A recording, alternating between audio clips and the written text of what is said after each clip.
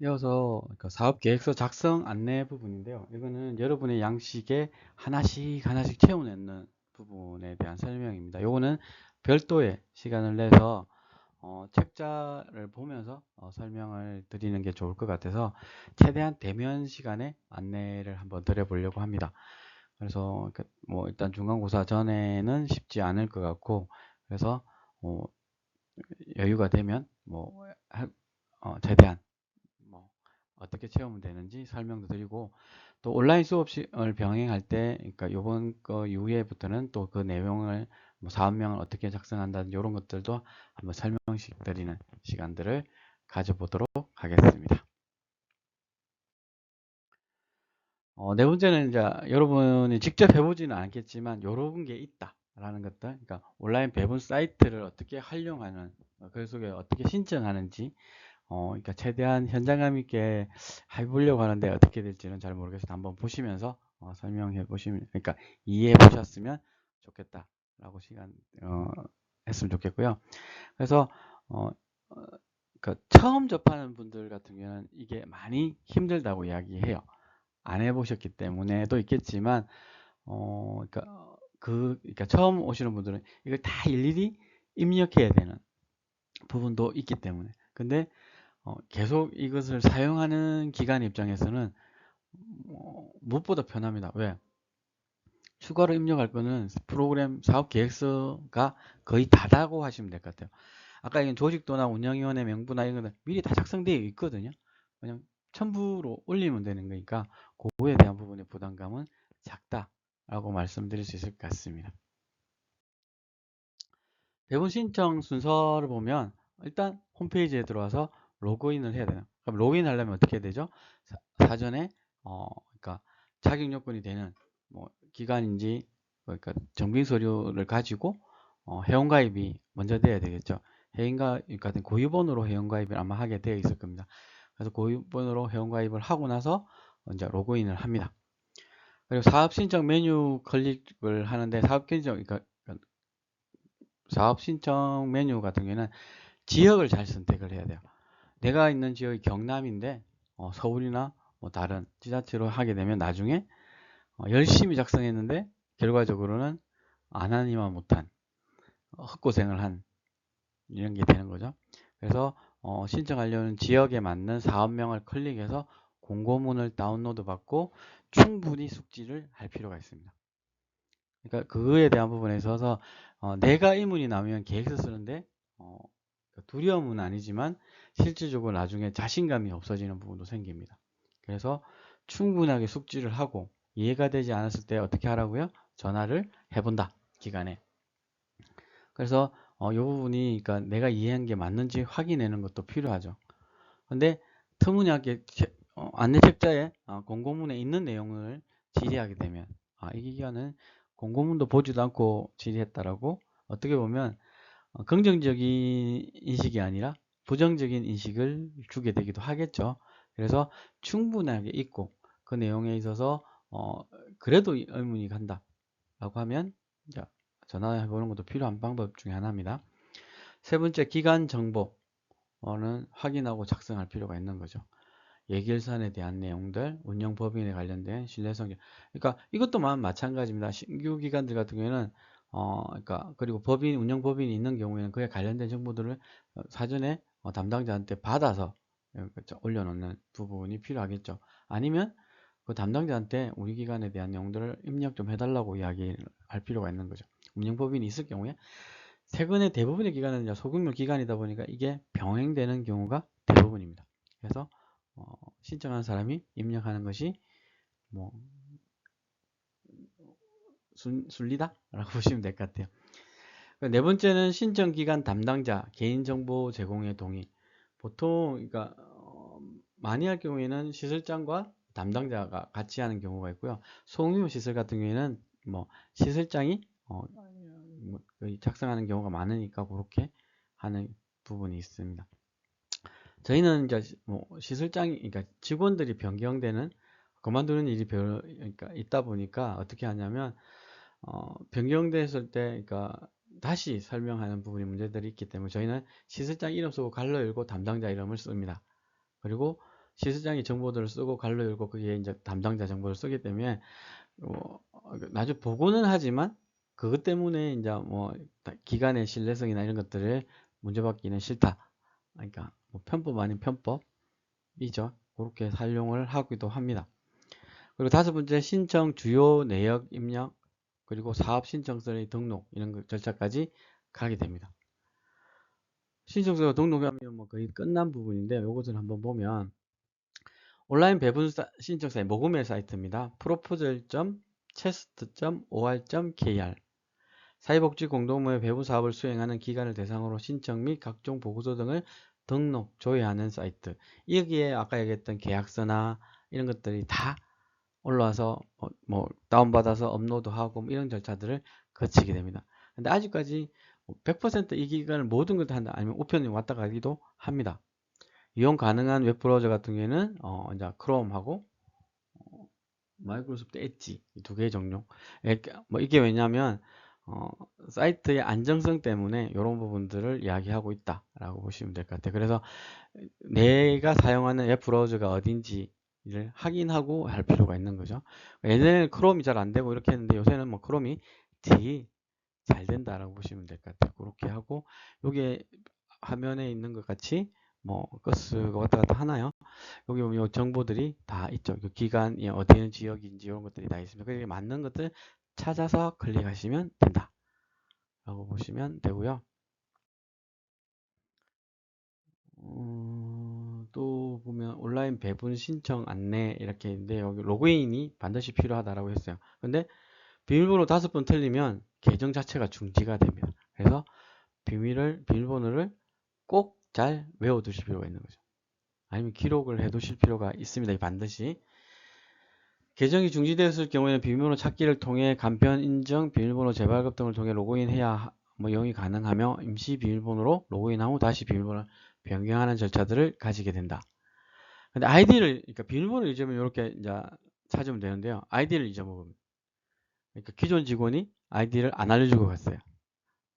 모금의 이 사이트에 담당 비인데 연락하셔야 됩니다. 연락하셔서 직원이 대사인데 모른다.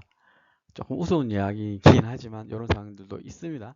그래서 물어보고 그때 당시 이제 아이디를 받아서 가능하면 비밀번호를 초기화해서 해달라고 이야기하는데 그게 안 될 때문에 이렇게 해서 비밀번호를 변경하는 절차를 거쳐서 하게 되는 부분도 있습니다.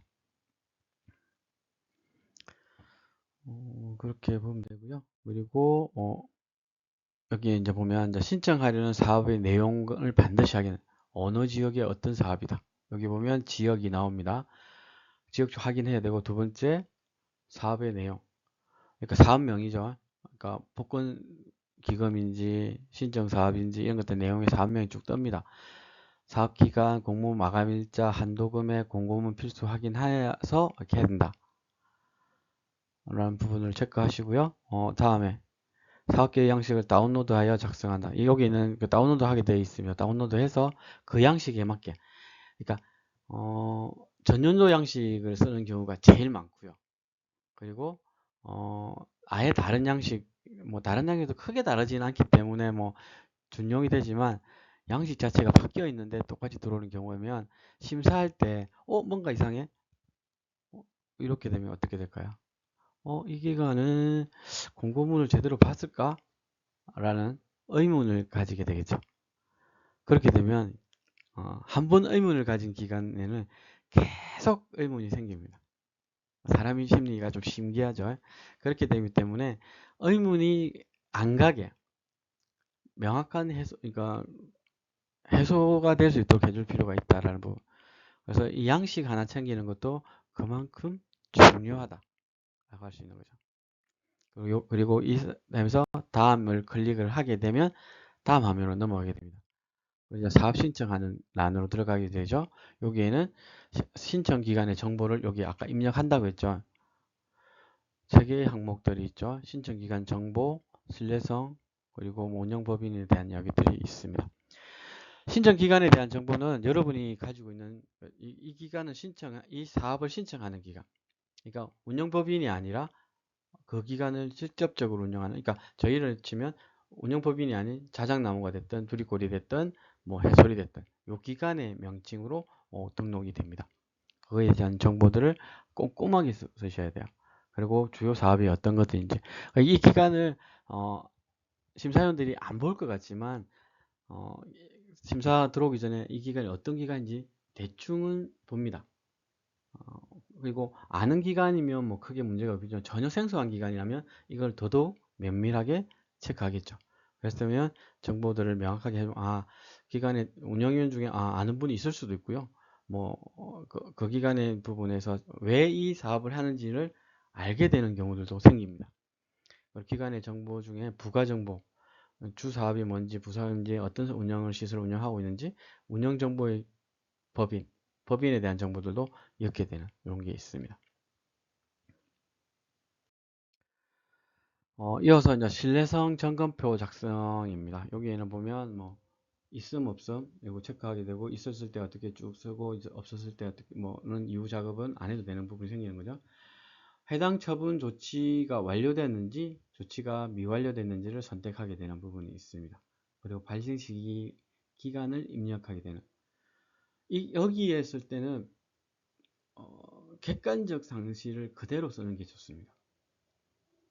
무슨 말씀인지 알겠죠? 관련 사업 및 사업 종류, 입력, 회계 부정 또는 인권 침해 선택을 하거나 그리고 세부 내용들을 기재하게 됩니다. 그리고 관련자가 시설장인지 종사자인지 아니면 기타 인력인지에 대한 선택을 하게 되고요.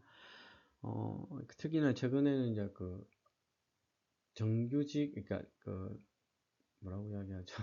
이렇게 말도 잘 그러니까 직원의, 그러니까 시설장, 정규 직원 이외에 파견 인력이나 이런 데에서 사고가 생기기도 하기 때문에 그것도 필요할 경우는 체크할 필요가 있고요. 그리고 처분 내용 선택 후 처분 종류와 처분 일자들을 기입하게 되고 한 가지 이상인 경우에는 추가를 선택해서 해야 되죠. 그러니까 중복으로 나타나는 경우들도 비일비재한 경우가 있습니다. 그것도 한번 체크할 필요가 있습니다. 그래서 그러니까 이게 없던 항목들이 생긴 지 한 5년 정도 안 된 것 같아요. 이전에는 그러니까 그냥 면접할 때 물어본다든지 이런 형태의 기간이었다면 지금은 이게 이제 아예 기간에서 이게 이제 거짓으로 이게 썼다면 나중에 취소가 된다든지 환수가 된다든지 이런 것들이 생기는 거죠. 그래서 요거는 명확하게 그래서 시작 단계부터 안 되는 경우가 있거든요. 그럼 그거는 아예 이제 그렇게 하고 그게 아니고 시작 이렇게 올려놨음에도 심사위원이 봤을 때 오케이가 될 수도 있습니다. 그거에 대한 것들 체크할 표시가 있는 거죠. 그렇다고 해서 그러니까 기간에 어느 정도의 문제가 있으면 안 되겠지만 그런 문제가 이제 있었는데 처리가 됐는데도 그거에 대한 불이익을 받는다면 누가 받느냐면 기간이 불이익도 생기겠지만 기간에서 생활하는 아니면 이용하는 클라이언트 이용자들의 불이익이 더 크기 때문에 그거에 대한 것들은 충분히 현재 있는 직원들이 어필해서 지금에 있는 클라이언트들한테 이제 혜택이 돌아가게 하는 것도 사회복지사의 중요한 역할 중에 하나다 라는 것들을 잊지 않으셨으면 좋겠습니다. 그리고 개인정보 제공의 동의 이거는 무엇보다 이제 최근에 이제 뭐 전화번호 여기 사인 뭐 이런 것들을 들어가기 때문에 그거에 대한 온라인상에 이제 제공되고 있기 때문에 관리하는 입장에서 이것은 충분히 체크해요. 그러니까 체크 안 하면 불이익을 받을 수 있다는 명시되어 있습니다. 그래서 그 체크는 이 사업을 제출한다는 뭐 기본이라고 생각하시고 그냥 저희는 이제 이런 거 쉽게 생각 안 해요. 지원을 받으려면 내 거는 어느 정도 내놔야 된다고 생각하고 있기 때문에 뭐 아이들이 정보면 조금 더 다른 고민입니다. 근데 그게 아니고 그러니까 사회복지사로 입장하면 사회복지사 역할 중에 하나가 대변자 뭐 이런 것들의 역할도 있잖아요. 대변자가 자기를 숨기고 대변할 수는 없는 거잖아요. 그래서 그런 것들도 체크하면서 가야 된다. 그렇다고 해서 너무 읽어보시고 너무 많은 것들을 요구한다. 뭐 여러분의 재산 상황이라든지 이런 것들도 요구한다. 그거는 잘못된 거죠. 그러니까 그거에 대한 부분이 아니고 필수, 최소한의 필수. 그러니까 뭐 사업이 진행하는 데 있어서 의문점이 생겼을 때 여러분한테 연락을 할 수 있는 전화번호는 있어야 될 거고, 여러분들이 그러니까 뭐 개인정보라고 해서 하는 것 중에 뭐 주소 뭐 이런 것들은 이제 그러니까 확인할 수 있어야 되는 거겠죠. 그러니까 여기서 다음 클릭을 하게 되면 징수 작성 및 파일 첨부라는 게 나옵니다. 여기 뭐 기간, 사업 수행 기간이 언제부터 있는지, 프로그램 사업인지, 기능 보강 사업인지, 뭐 주 대상자가 누구가 되는지 이런 것들을 쓰게 되고 체크하게 되고, 사업 기간명, 대상, 인력 이런 것들. 제시된 사업 기간에 설정하도록 되어 있습니다. 이게 밑에 제시 기간이 있으면 최장, 여기에 맞게 그 안에서 이제 조정은 할 수 있는데, 중요한 것은 조정은 할 수 있으되 내가 하고자 하는 프로그램의 목적을 달성할 수 있는 정도의 기간은 설정하셔야 되는 부분이죠. 그리고 모금회 같은 경우에는 분기 단위로 이렇게 이것을 설정해 주기를 원하고 있습니다. 왜냐, 뭐 수시로 할 수 있겠죠. 그러면 분기 단위로, 그러니까 일괄적으로 메시지를 저희들한테 주고 보고서 작성이나 이런 것들을 메일이 연락 오게 됩니다. 그거까지 책정하게 되는 거죠. 그리고 이 안에 이제 대상자 누구인지 쭉 쓰고 사업 계획서를 열어놓고 다시 여기 작성을 하게 됩니다. 사업 계획서하고 이 내용이 다르다 이러면 일단 기간의 신뢰성은 깎이게 되는 거죠. 그거까지 정확하게 기입하고 아래로 내려오면 여기 필수 항목들이 있습니다. 꼭 요거 안 하면 뭐 아예 제출 자체가 안 되는 거죠. 필수 항목은 사업 계획서를 해서 하게 되는데 보통 PDF 파일로 전환해서 하게 돼요. 왜냐하면 한글 파일이 지금은 그런 경우가 별로 없지만 깨지는 경우들이 발생을 하게 됩니다. 그래서 그것들을 막기 위해서, 그리고 추가의 변형이나 이런 것들을 막기 위해서 PDF 파일로 올리게 되면 그거에 대한 부분을 체크할 수 있다. 그리고 여기 보면 첫 번째가 조직도, 기관의 조직도, 그러니까 시설장 있고 뭐 아니면 법인이 있고 그 밑에 시설장이 있고 직원이 뭐 보육사가 있고 뭐 이런 전형이 있다라는 것들을 하고, 뭐 좀 더 긋게 나면 이 역할들이 어떻게 된다까지는 할 수 있는데 굳이 그까지는 할 필요가 없습니다. 그리고 세 번째는 운영위원회. 법인이어서 이사회가 있다 하지만, 그러니까 지금 그 지침상 운영위원회가 더 힘이 센 걸로 되어 있습니다. 그래서 운영위원회 명단을 작성하게 되고 그 운영위원회들의 역할들을 이렇게 하게 됩니다. 첨부 파일은 10메가를 초과할 경우는 안 됩니다. 그래서 인터넷상에 나와 있는 PDF 파일의 용량을 줄여서 다시 올리는 이런 것들이 있고요.